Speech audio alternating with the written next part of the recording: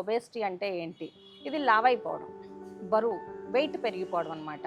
Wait పెరిగిపోవడం ఏంటి అంటే ఒక 6 అడుగులు ఎత్తున్న వ్యక్తి 70 కేజీల బరువు ఉంటే అదేమి తప్పు కాదు. సో అదేంటంటే మనం బిఎంఐ అని బాడీ మాస్ ఇండెక్స్ అనేదాన్ని చూసుకోవాలన్నమాట.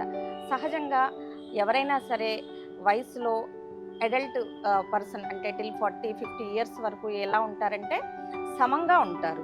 సో వాళ్ళల్లో ఏంటంటే బిఎంఐ లెస్ దాన్ 25. అసలు బిఎంఐని ఎలా క్యాలిక్యులేట్ చేసుకోవాలి అంటే మన వెయిట్, కేజీలలో weight divided by height in metres స్క్వేర్లో కనుక చేసుకుంటే ఎదురుగ్గా మనకి ఆ రిజల్ట్ ఒక బిఎంఐ అని వస్తుంది.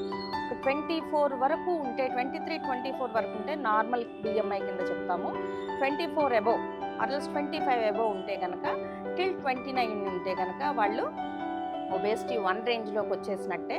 ఇక ఆ తర్వాత అనమాట బిఎంఐ పెరుగుతూ ఉంటే ఎవరైనా సరే వాళ్ళ శరీరం యొక్క బిఎంఐ వాళ్ళ ఎత్తు divided by height in metre స్క్వేర్లో కనుక క్యాలిక్యులేట్ చేసుకొని చూసుకుని దానికి 25కు పైన ఉన్నారంటే వాళ్ళు తప్పకుండా లావు తగ్గాలి, వాళ్ళు తప్పకుండా బరువు తగ్గాలి. ఇది మనం స్థిరంగా నిర్ణయించుకోవాలి. ఇప్పుడు క్యాలిక్యులేషన్ ఏమంత కాదండి, ఏమంత కష్టం కాదు. మనం కనుక same time mobile Android phones వాడుతూ ఉన్నాము. ఆ ఫోన్స్ అన్నింటిలో కూడాను how to calculate my BMI అని చెప్పి కనుక మనం అడిగితే అవి తప్పకుండా ఇస్తారు. దానివల్ల ఏం తెలుస్తుందంటే మనకి ప్రాబ్లం ఏమైనా ఉందా, వీళ్ళు పెరిగిన బరువు వలన